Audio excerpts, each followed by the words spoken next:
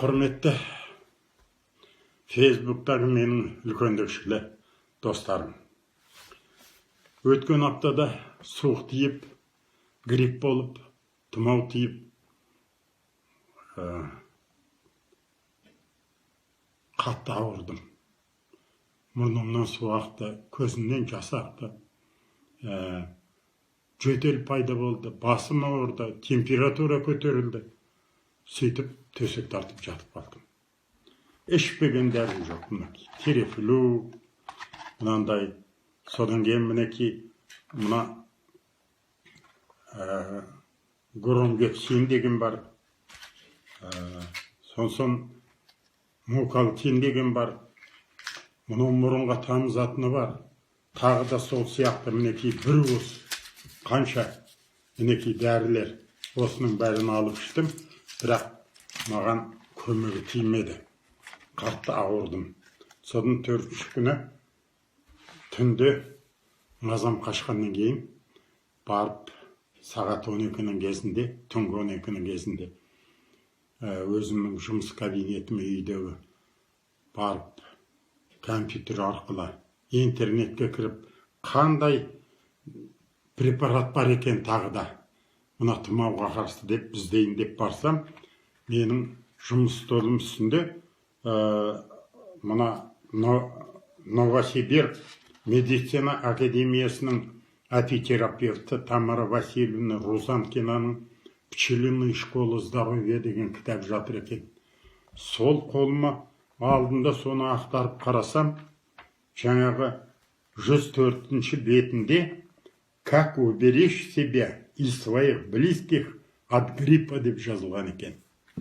Осындай тақырып бойынша соны қарап оқып отырсам, соның 106-ші бетінде мынан деп жазылған екен. Если вы почувствуете недомогание, вечером растворите 1 столовую ложку меда в стакан теплой воды и пейте медленно. Затем примите прополис. Хорошо бы кусочек, чтобы прилепить его языком к зубам на ночь, и утром вы будете здоровы. Он будет вас лечить всю ночь. Прополис, кстати, снимает и кашель деп жазылған екен.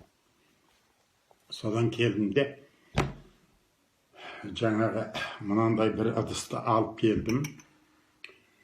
Мынандай үйдегі нені балды алып келдім.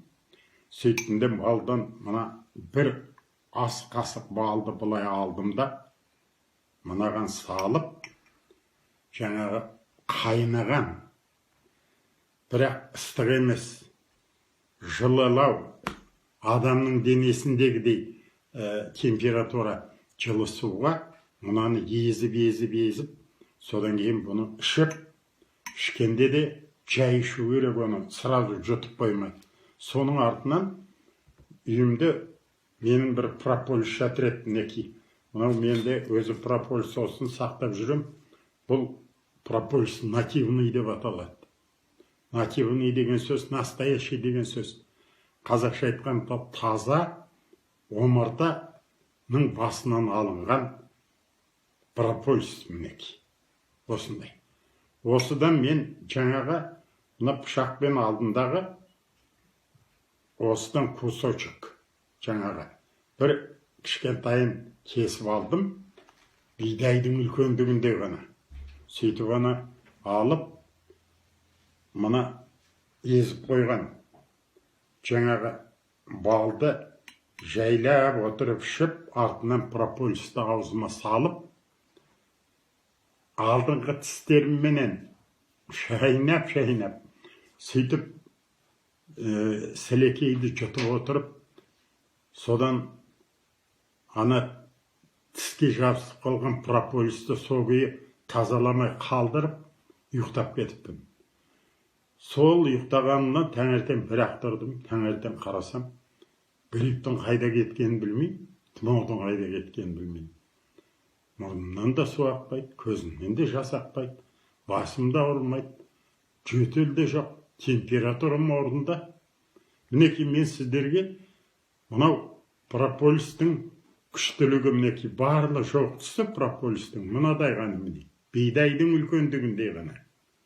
Осыны мен сіздерге айтып отырған себебім, мына бал менен прополистің қасиетінің арқасында бір түнде мен грипптен тымаудан жазылып кеттім.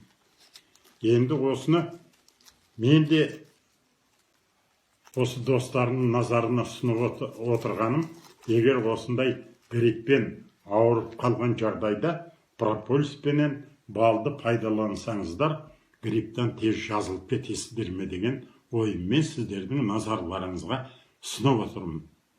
Менің бір айтайын дегенім осы, басқа айтарым жоқ. Амандықта болайық.